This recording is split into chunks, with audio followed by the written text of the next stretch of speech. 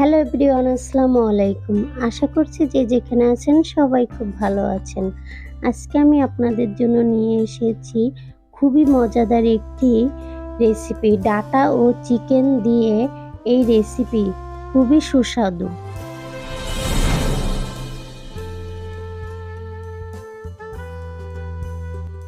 প্রথমে আমি কিছু ডাটা বাজার থেকে কিনে এনেছিলাম। এই ডাটাগুলোকে ভালো করে কুটে নিয়েছি। মোটা ডাটা, এই ডাটা দিয়ে চিকেন রান্না করলে খুবই ভালো লাগে। আর নিয়ে নিয়েছি একটি আলু। এগুলো এখন আমি ভালো করে ধুয়ে নিচ্ছি। ধোয়া হয়ে গেলে পানি ফুটতে দিয়েছিলাম চুলায়, সেই ফুটন্ত পানিতে ডাটাগুলো দিয়ে দিচ্ছি। ডাটাগুলো দেওয়ার পরে আমি চুলায় ততক্ষণ রাখবো যতক্ষণ না এই ডাটাগুলো পানির সাথে বলক আসবে। ডাটাগুলো বলক আসলে আমি একটু নেড়ে চেড়ে মিশিয়ে তারপরে নামিয়ে নেব। এই ডাটা শুধু ভাপ দেওয়ার কারণ হচ্ছে নোনতা ভাপটা যেন কেটে যায়, তার জন্য আমি একটু ভাপ দিয়ে নিচ্ছি। ডাটাটা ভাপ দিয়ে না নিলে নোনতা নোনতা লাগে। তারপর আমি একটি ছাঁকনির সাহায্যে ডাটাগুলো চুলা থেকে নামিয়ে ডাটাগুলোকে পানি ছেঁকে নিচ্ছি।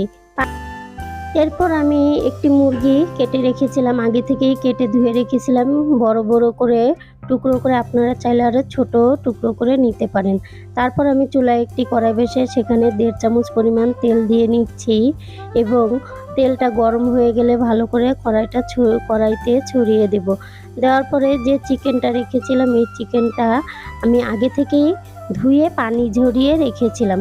এরপর আমি এই চিকেনটাকে ভালো করে একটু ভেজে নিচ্ছি। চিকেনটা ভেজে নিলে খুবই ভালো লাগে। দেখুন আমার চিকেনটা এক পাশ ভাজা হয়ে গেছে, আমি আরেক পাশ ভেজে নিচ্ছি। এই চিকেনে কোনো রকম হলুদ মরিচ কিছু ছাড়াই, লবণ একদম কোনো প্রকার মশলা ছাড়াই আমি ভেজে নিচ্ছি, কারণ পরে মশলা দিয়ে কষিয়ে আমি নেব। এরপর চিকেনগুলো আমি ভেজে চুলা থেকে তুলে নেব। দেখুন আমার চিকেনগুলো সম্পূর্ণ ভাজা হয়ে গেছে। আমি ভালো করে নেড়ে চেড়ে এখন চিকেনগুলোকে একটা একটা করে চুলা থেকে তুলে নেব। এরপর আমি চুলায় আরেকটি কড়াইতে 2 চামচ পরিমাণ তেল এবং 2টি তেজপাতা এবং এলাচ দারচিনি দিয়ে দিচ্ছি। তারপরে দিচ্ছি পেঁয়াজ কুচি।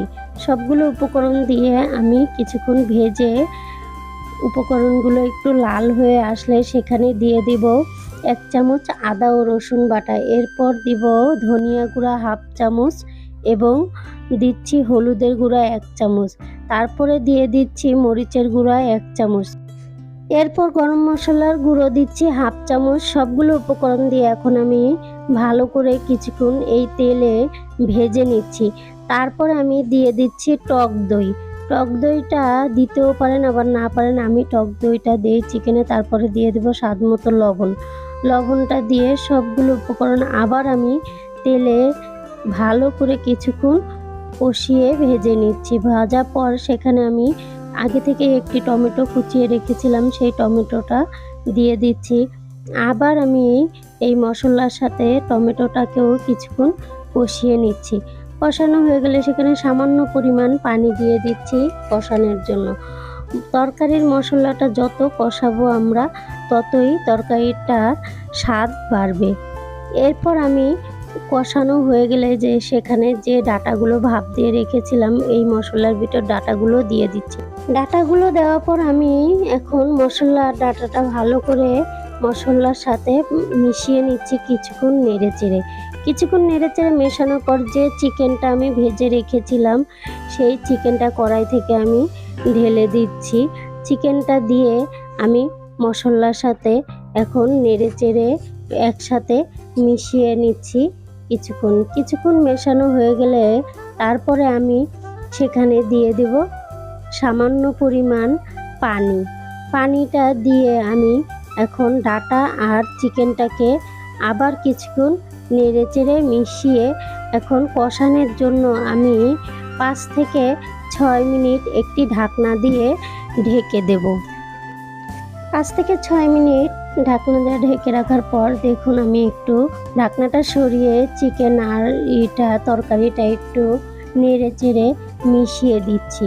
কিছুক্ষণ নেড়ে চেড়ে মেশানোর পর আবার আমি 2 থেকে 3 মিনিট ঢাকনা দিয়ে ঢেকে দেব।